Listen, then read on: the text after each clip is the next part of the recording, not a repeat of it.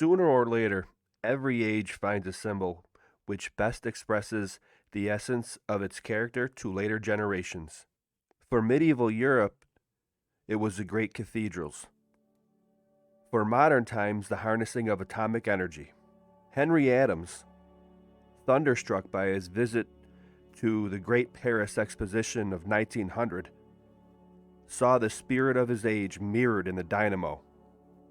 Quote, "Among the 1,000 symbols of ultimate energy, the dynamo was not so human as some." Unquote. He wrote, quote, "But it was the most expressive." Unquote. With his usual keen perception, Adams was looking toward the new century, not backward at the one just closed. Those earlier generations, the builders of industrial America, already had a potent symbol for their times: the locomotive. To 19th century Americans, the locomotive was a wondrous machine, one which fired the loftiest visions of their private and national destinies. Its raw power enchanted starry-eyed dreamers and hard-nosed businessmen alike. Daniel Webster declared flatly in 1847 that the railroad, quote, "towers above all other inventions of this or the preceding age," unquote. In a more poetic vein, Walt Whitman celebrated this new force in his, quote, "Passage to India," unquote, 1868. "I see over my own continent the Pacific Railroad surmounting every barrier. I see continual trains of cars winding along the Platte carrying freight and passenger. I hear the locomotives rushing and roaring, and the shrill stream whistle. I hear the echoes reverberate through the grandest scenery in the world." From its first appearance, the locomotive captured the imaginations of Americans from every walk of life. Other mechanical marvels impressed, even inspired them, but none touched them more deeply. The steam engine revolutionized the process of manufacturing, but its appearance in the factory lacked the dramatic thrust of its presence upon the bands of steel that spanned a vast continent.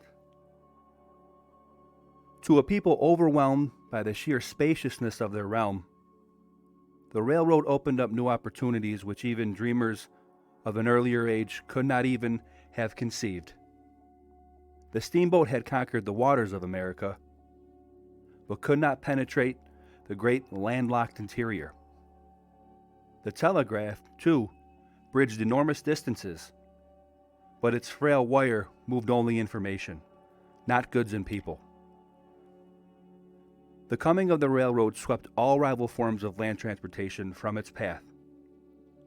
Trains routinized the shipment of goods, materials, and people. On regular schedules, they hauled larger volumes of more kinds of items at greater speeds than any other method of transport. By lowering the cost of inland transportation, they rendered distant markets not only physically accessible, but economically feasible. Within half a century, the rail system became the lifeline of an industrial society, a network of steel tentacles pushing into every corner of the republic. But the railroads were more than just reliable transportation. They became a prime market for other major industries, notably iron and steel, coal, lumber, and heavy machinery. A host of related industries owed their growth to the railroads. Constant need for equipment and supplies, and they were the nation's first big business. Railroad corporations pioneered new methods of finance and new forms of organization. Their complex, far-flung operations required elaborate administrative structures, professional managers, more sophisticated accounting, and other business techniques. In these and other areas, the railroads provided blueprints for corporate operation that other industries drew upon as they, too, expanded. Modern patterns of labor relations developed first on the railroads with their large and sprawling labor forces. The railroads were the first major industry to be unionized and the first to be regulated by the government. As the first giant corporations, they introduced Americans to the whole panoply of problems wrought by unrestrained big business. They became the model upon which giant corporate enterprise in America was fashioned. In the process, they rearranged the nation's economic geography, trained several generations of businessmen and financiers, and laid the foundation for many of the 19th century's great fortunes. No account of the railroad's impact writ large can convey its force as a symbol of industrial progress for individual Americans. It opened new markets for merchants, new farmlands for settlers, new sources of profit for financiers, new jobs for everyone from managers to day laborers, and new enterprises for those who grasped the railroad's need for goods and services of many kinds. To cities and towns, the presence of the iron horse was a harbinger of their commercial success or failure. Great cities like Atlanta and Birmingham literally rose from the wilderness, while others stagnated or died aborting from neglect. Everywhere, local bankers, merchants, promoters, and civic groups believed that the presence of the railroad could transform the sleepiest hamlet into a thriving metropolis. This passion to convert wilderness into wealth led men everywhere to share the enthusiasm of Colonel Sellers in Mark Twain's and Charles Dudley Warner's The Gilded Age, 1873, that, quote, "The whole country is opening up. All we want is capital to develop it. Slap down the rails and bring the land into market," unquote. For rural folk, the clang of the locomotive's bells evoked images of distant places to which the train might someday carry them. It was not only the excitement of strange cities that stirred them, it was the urge to seek new prospects, better lives than those at home. To many an ambitious farm boy, the locomotive whistling and wailing across the endless prairie was a call of destiny. It promised freedom, adventure, and new possibilities. Not all Americans saw the locomotive as a benign symbol. Some took a darker view, interpreting the engine of progress as an engine of destruction that disrupted what sense of order there was in American life and warped social values by infecting men everywhere with a peculiarly virulent strain of restlessness and materialistic ambition. To these critics, the locomotive became a metaphor for the price of industrial progress.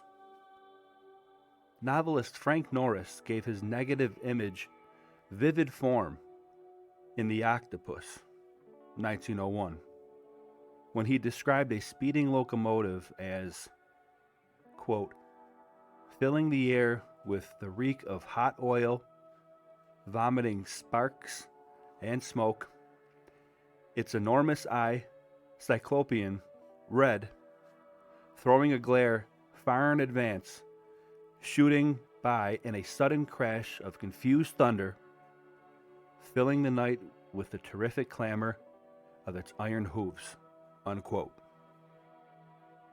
Where others saw power and majesty in the locomotive's awesome passage, Norris saw a brutal, inhuman force capable of wanton destruction. In hurtling towards its destruction, the locomotive smashes into a flock of sheep that have strayed onto the tracks. His description of the scene is graphic and unsparing. It was a slaughter, a massacre of innocents. The iron monster has charged full into the midst, merciless, inexorable, To the right and left, all the width of the right-of-way, the little bodies had been flung. Backs were snapped against the fence posts, brains knocked out, caught in the barbs of the wire, wedged in, the bodies hung suspended. Underfoot it was terrible. The black blood, winking in the starlight, seeped down into the clinkers between the ties with a prolonged, sucking murmur. Whether a harbinger of progress or destruction, the locomotive dominated the American imagination between the Civil War and World War I. During those decades, Americans built their rail system into the largest inland transportation network in the world. It was a prodigious feat of construction. In 1860, the United States possessed 30,626 miles of railway. That figure soared to 193,346 by 1900 and reached 252,845 in 1920. Prior to the Civil War, the nation had already constructed an impressive rail network east of the Mississippi River.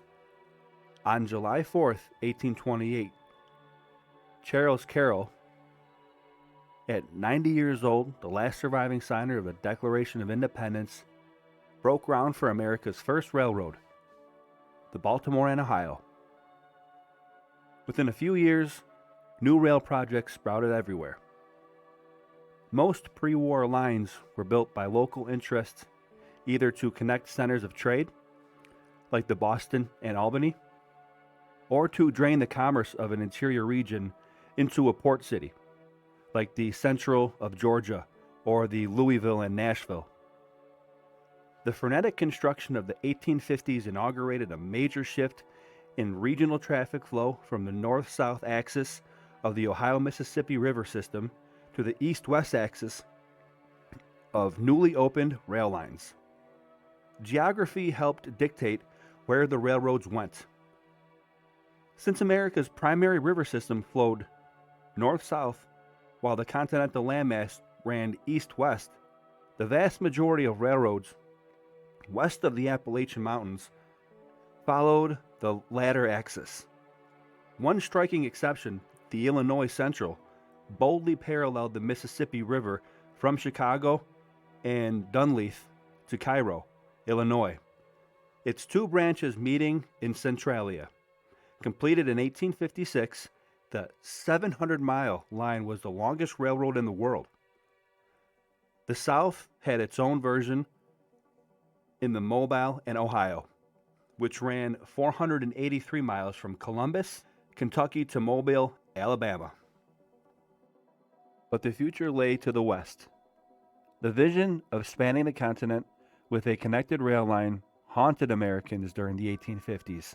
5 different routes were surveyed between 1853 and 1855, but the project fell victim to the rancor of sectional politics.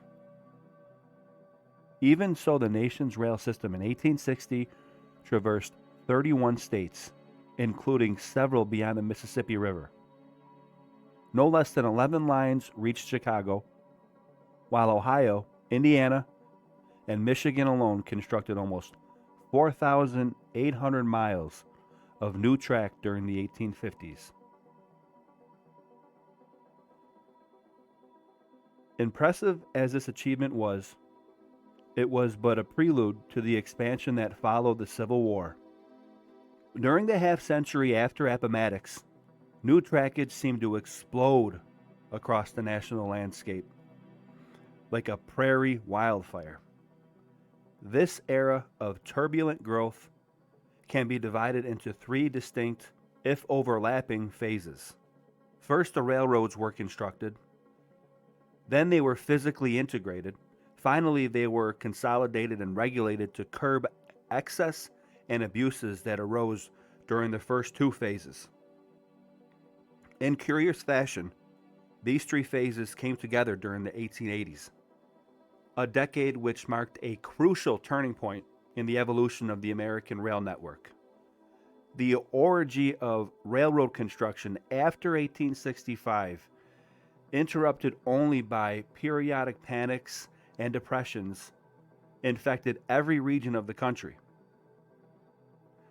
In the broad tier of industrializing states between New York and Illinois, four dominant roads, the so-called, quote, trunk lines, unquote, emerged. The Pennsylvania, New York Central, Erie, and Baltimore and Ohio. In their fight for supremacy, the trunk lines confronted not only one another but a host of smaller lines on every flank, as well as new projects designed to parallel all or part of the giants in hopes of compelling them to buy the interlopers off at an inflated price. Savage rate wars. The steady stream of new lines and rapidly changing economic conditions all inspired a vicious competition for the region's lucrative traffic.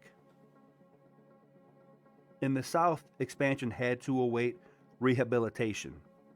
The region's railroads, exhausted and ruined by wartime overuse and destruction, had first to be rebuilt. Determined local interest accomplished this task in an amazingly short time. While the turmoil of Reconstruction politics spurred ambitious new rail projects in every state, by the 1880s, Southern Railroad mileage was increasing at a faster rate than that of the North. There, too, the expansion of old lines and appearance of new ones spawned a bitter competition for the region's relatively sparse traffic. West of the Mississippi, a similar pattern prevailed.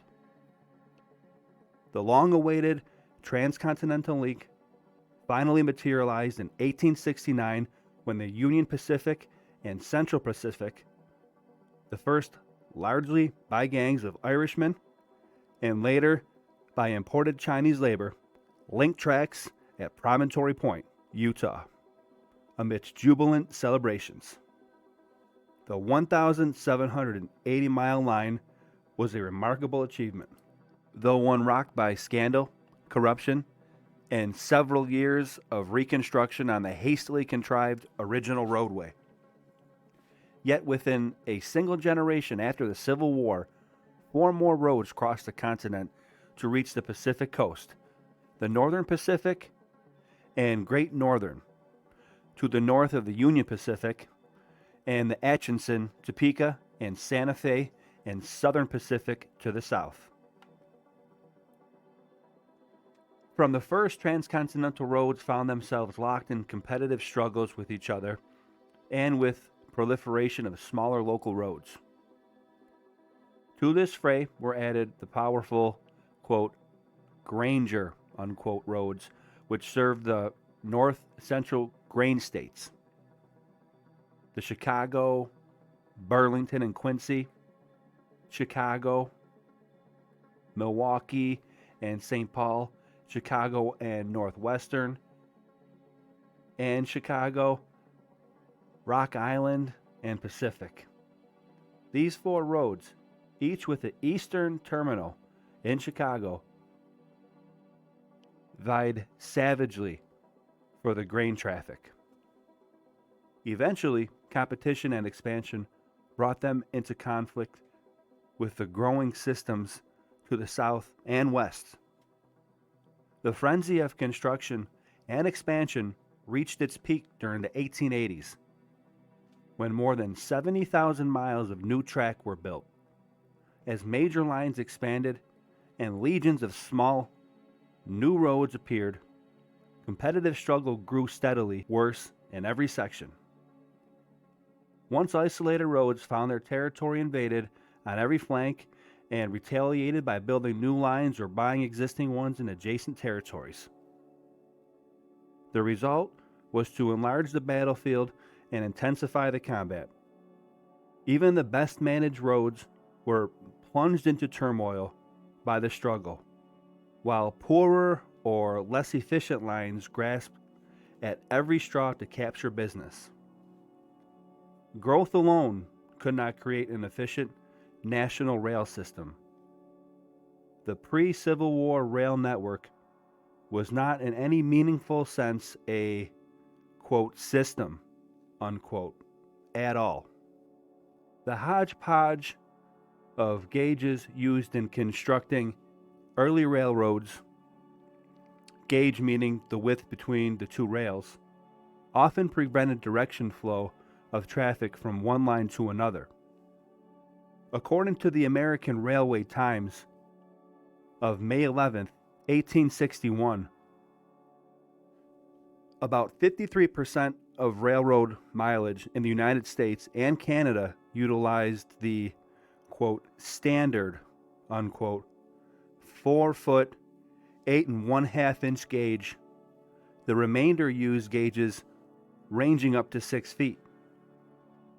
In many cases, early railroad promoters deliberately chose a different gauge than that used on neighboring lines. Having conceived of the railroad as a means for bringing trade and commerce to their own town, they wanted traffic to stop there rather than pass through to another city. The fondest commercial hope of every town was to become a major terminus. The greatest fear was that it might become only a way station. Differences in gauge forced railroads to, quote, break bulk, unquote, at the terminal town. It encouraged the flow of local traffic and hampered the flow of through traffic. For the same reasons, the city might be reached by several different railroads, none of which physically connected with each other. Richmond affords a classic example. 6 railroads entered the city in 1861, 5 of them built with standard gauge, yet none connected directly with the others. The gauge differential was the most glaring obstacle to creating an integrated rail system. But there were other problems as well. Neither the Mississippi nor the Ohio rivers had been bridged, which meant that traffic stopped on one side and had to be hauled across by boat.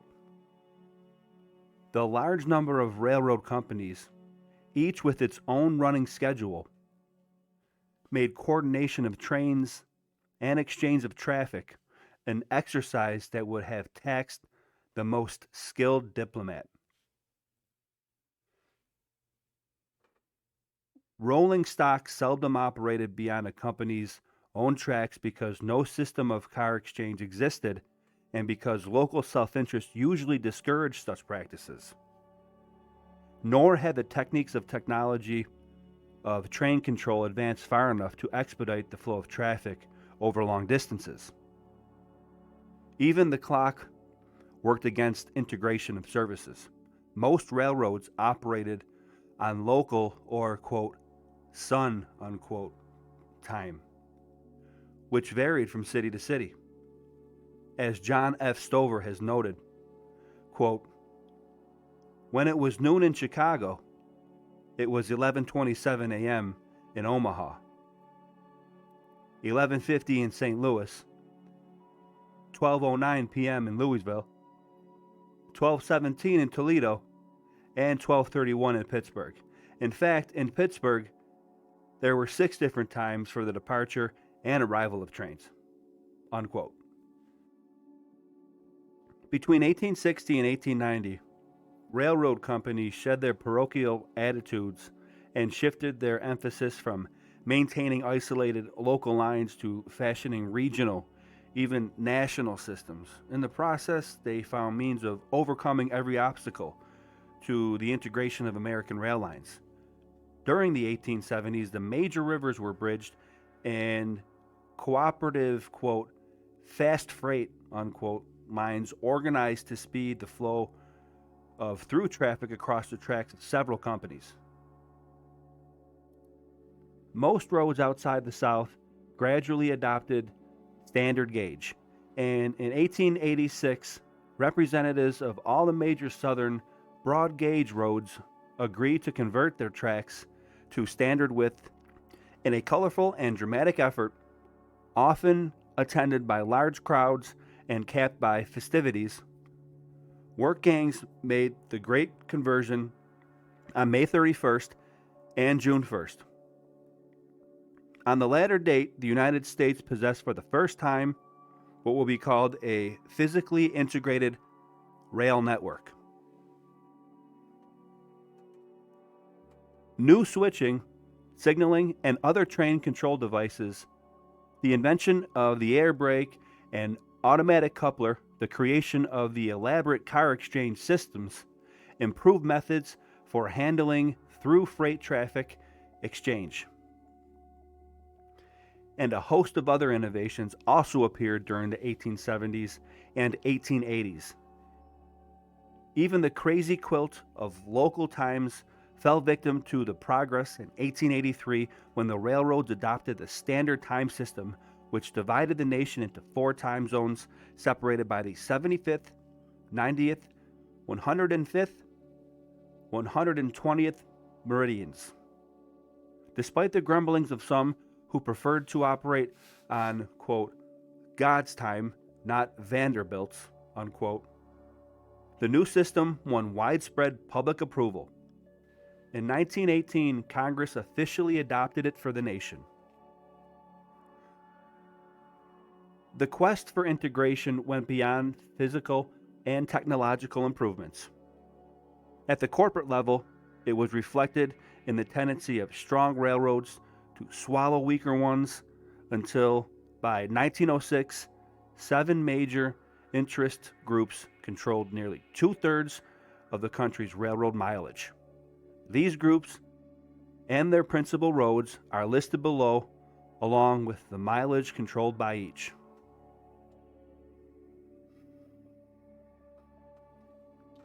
Number 1, Harriman Roads, 25,000 miles. Union Pacific, Southern Pacific, and Illinois Central Systems. Number 2, Vanderbilt Roads, 22,000 miles. New York Central and Chicago and Northwestern Systems. 3, Hill Roads, 21,000 miles. Great Northern, Northern Pacific and Chicago, Burlington and Quincy Systems.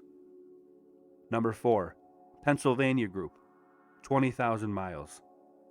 Pennsylvania, Baltimore and Ohio, Chesapeake and Ohio Systems. Number 5, Morgan Roads, 18,000 miles. Erie and Southern Railway Company Systems. Number 6, Gold Roads, 17,000 miles. Missouri Pacific and other Southwestern Systems. Number 7, Rock Island Group, 15,000 miles. Chicago, Rock Island, and Pacific Systems.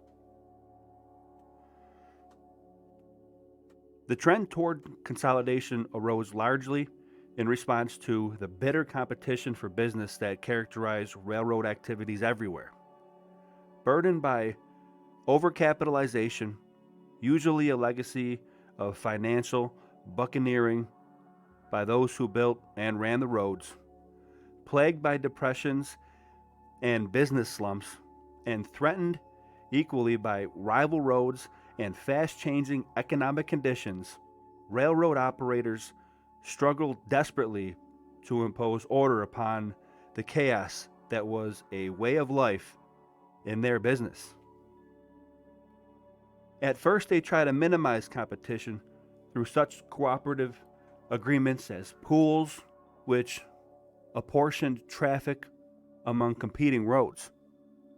The more ambitious pools were large, formal organizations, some of which made their agreements public and some of which operated in secrecy.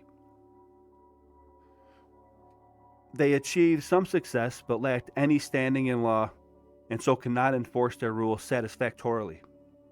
Ultimately, they failed because the system, based upon gentlemen's agreements, was operated not by gentlemen, but by ambitious or desperate corporations. Eventually, the stronger companies resorted to the simple premise that the most effective way to eliminate competition was to eliminate competitors. Through new construction, leases, and outright purchases, they absorbed rival roads and enlarged their own into great inter-regional systems.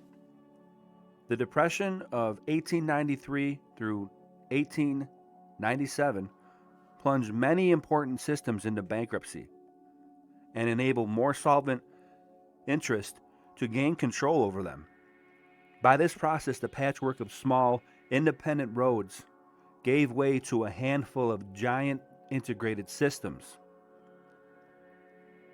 In the South, one holding company, the Richmond Terminal, gained control of more than 60 separate railroad companies and nearly 8,900 miles of track, which made it the second largest system in the nation.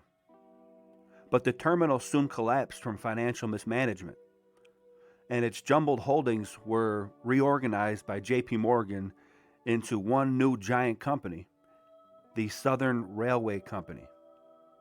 Through these decades of frenzied growth, cutthroat competition, technological innovation, and consolidation, the railroads incurred a legacy of public resentment which made them a central target for social and political reform. In fairness, it could probably not have been otherwise even under the best of circumstances.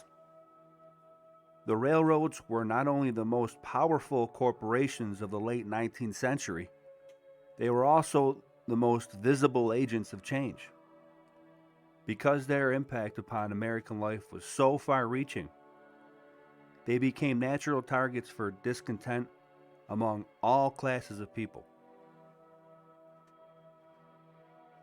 This discontent sprang from deeper roots, the painful transition from an agrarian to an industrial society.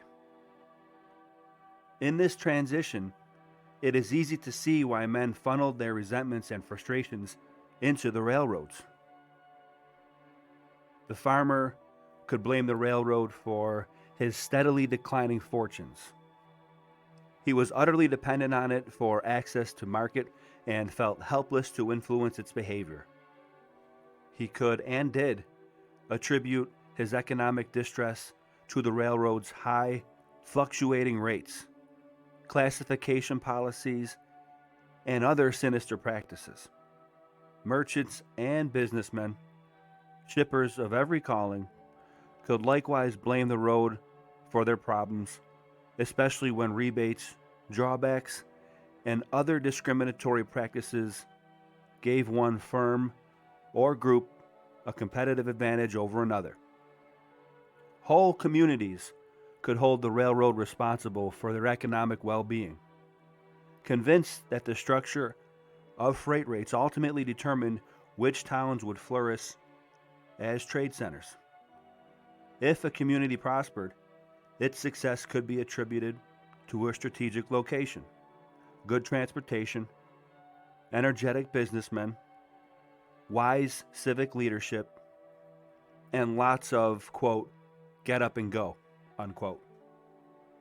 But if a town declined or stagnated or never rose above the level of backwater Whistletop, city fathers were wont to place the blame squarely upon the railroad's discriminatory practices and conspiratorial policies. Shippers complained about the high rates, consumers about the high prices, and railroad workers about the low wages and poor working conditions. Another bill of complaint charged the railroads and their officers with venality, monopoly, and corrupt political influence. Here, critics were on surer ground, for during the decades after Appomattox, the railroads left a trail tainted with fraud, inflated construction cost, stock manipulations, rate discriminations, bribery, and political jobbery, to say nothing of incompetent management in some cases. Few roads escaped the tar brush of unsavory practices which gave the Gilded Age its name. The most notorious episodes were but the brightest stars in a crowded galaxy of abuses. In the South, the scandals produced by Reconstruction politics checkered railway development in virtually every state. Northern entrepreneurs favored the false front construction company device through which the promoters of a railroad milked their own companies for extra profits. Transcontinental lines seemed especially prone to this technique. The, quote, Big Four, unquote, who built the Central Pacific, Collis P. Huntington, Leland Stanford, Charles Crocker, and Mark Hopkins, made themselves rich through their contract and finance company. The Union Pacific produced the most infamous scandal of all, the Credit Mobiler, which tarnished the reputation of the nation's vice president, a future president, and several prominent congressmen. Not until modern times did the stench of corruption again reach so high into the offices of national government. Wall Street teemed with operators building their fortunes on stock manipulations and railroads.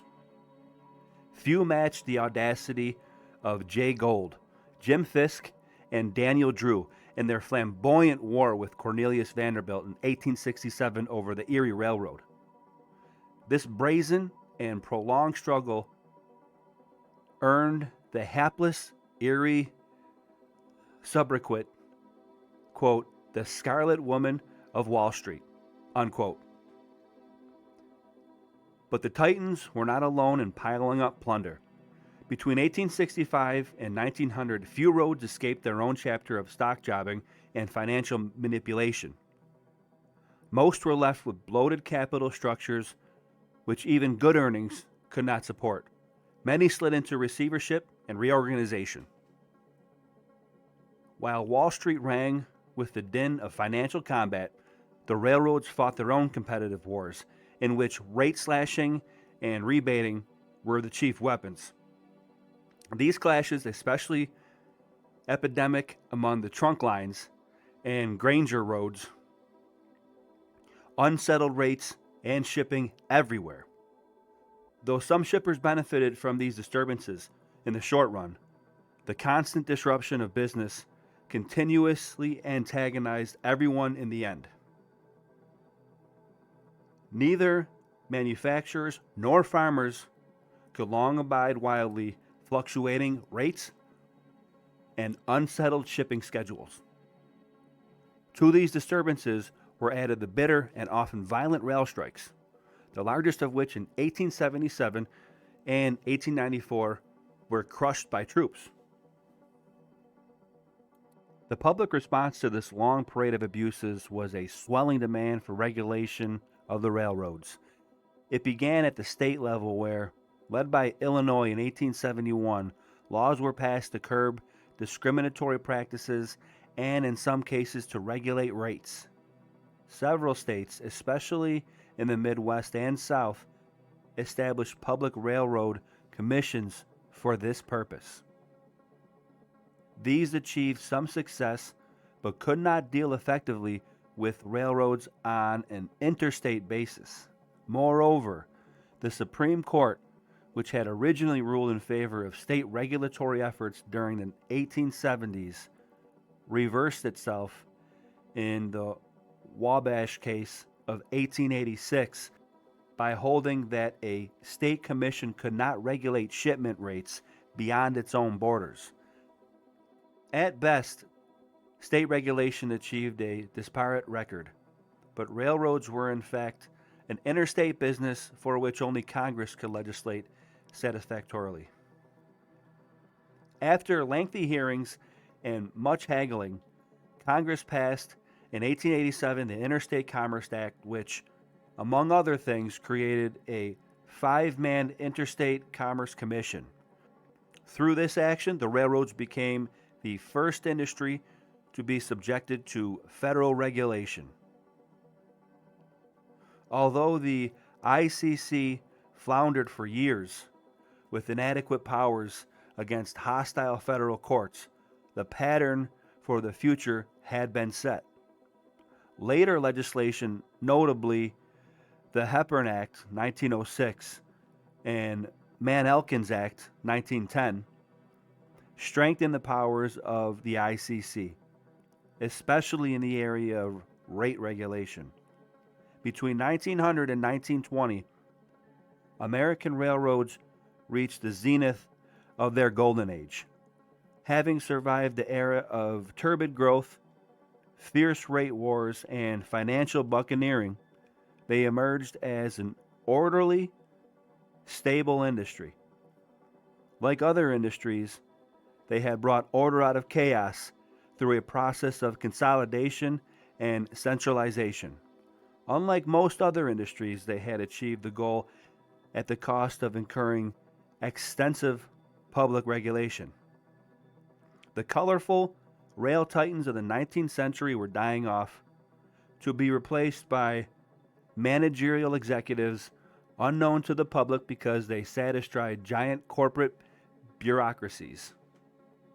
In 1916, the American Rail Network reached over 254,000 miles,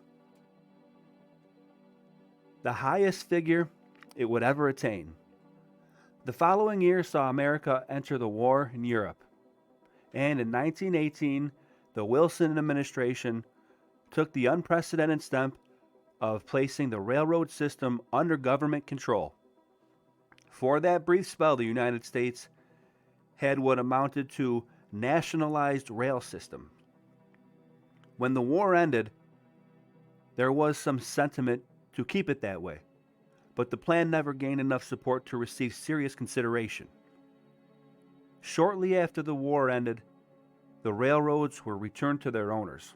However, Congress also passed the Transportation Act of 1920, which imposed the most stringent regulation thus far upon the railroads. The principles embodied in the Act still endure as the basis for federal railway legislation. Its passage served as a harbinger of a new era for the railroads. The golden age of the locomotive was over. Ahead loomed the challenges of the automobile, the bus, the truck, and the airplane. No longer the dominant form of land transportation, the iron horse faced in the coming years a difficult struggle for survival. Unlike many other historical romances, the ending did not promise to be a happy one. End reading. Blue bonus. Regular contributor Maury Klein is a professor of history at the University of Rhode Island, Kingston. For additional reading on railroads, we suggest his The Great Richmond Terminal, Julius Grodinsky's Transcontinental Railway Strategy, and John Stover's American Railroads, and The Life and Decline of the American Railroad.